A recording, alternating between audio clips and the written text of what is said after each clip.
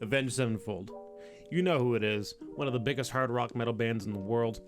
For the longest time, my gatekeeping ass wanted nothing to do with this band, and I decided to sit down and listen to their entire discography. And so this is going to be my tier list after one listen through every album. Sounding the Seventh Trumpet. Never thought I'd say this, but I like sounding. A tier.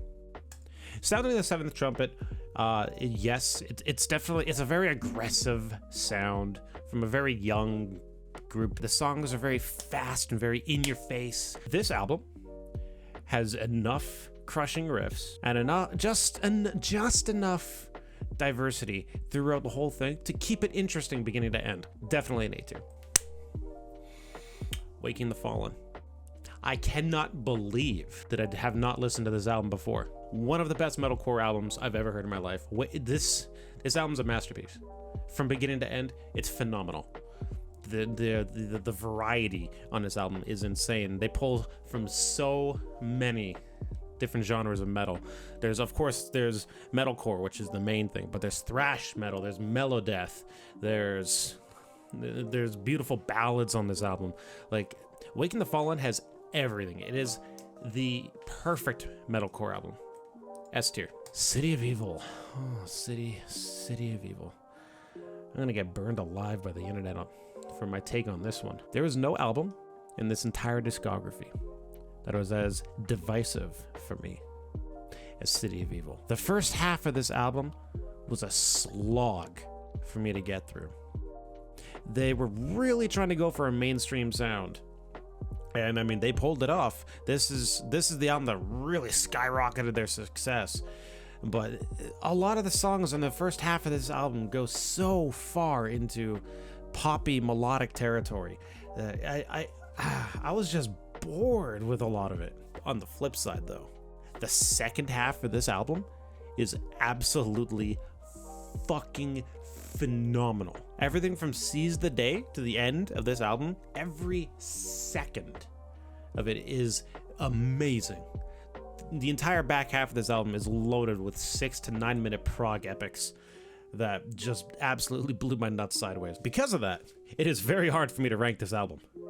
There's a very clear divide on the first half being not so good and the second half being amazing.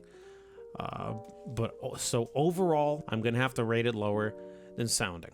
So I think City of Evil is gonna be B tier. Okay, self-titled album. It felt even more mainstream than City of Evil, but there's just something about all the singles on this album that I enjoy. They're fun. There weren't any bad or boring moments on the album. The album does definitely have its great moments though. Brompton Cocktail, for example.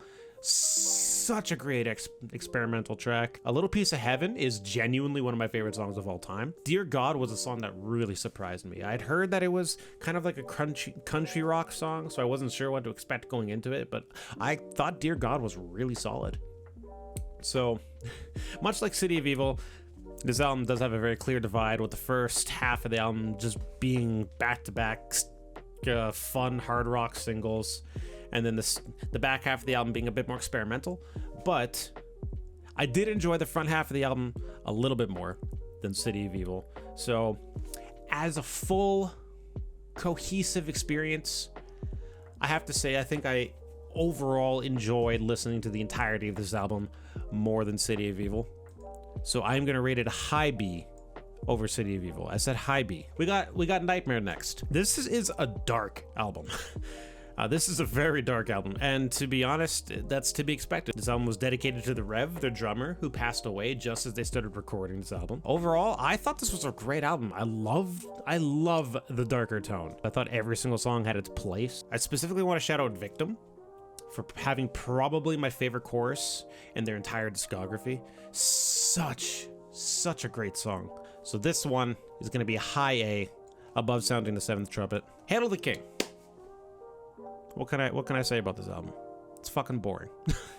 You know it. Everybody knows it. They wanted to play more like their inspirations. You know, more classic rock, Led Zeppelin, Black Sabbath.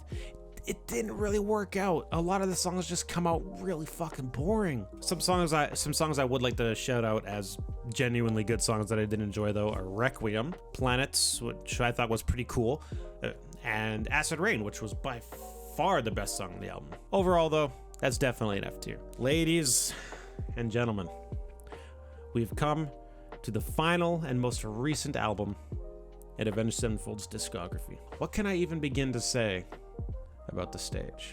As a proggy boy at heart, I love this album. The Stage is the perfect mix of heaviness, of soft sounds, of progressive, of everything. It's so good. The Stage is such a fantastic album. They pull from so many prog sounds too. Like you can hear a lot of Yes on this album. You can hear a lot of Pink Floyd on this album. The Stage is an absolutely phenomenal album, and I think it just barely trumps Waking the Fallen for me. What the fuck is this?